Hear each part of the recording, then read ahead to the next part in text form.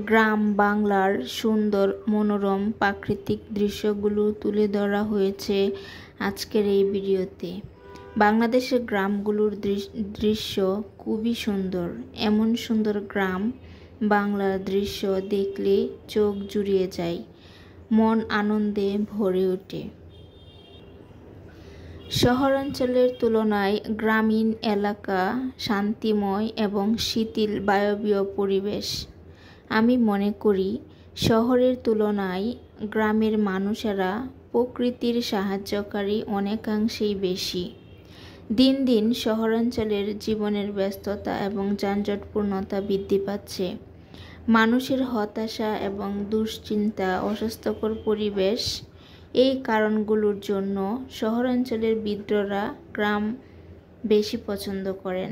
শহরের তুলনায় গ্রামের মানুষ বেশি হাস্যরসিক। মানুষ যখন বৃদ্ধ হয় তখন নতুন করে প্রকৃতির প্রেমে পড়ে।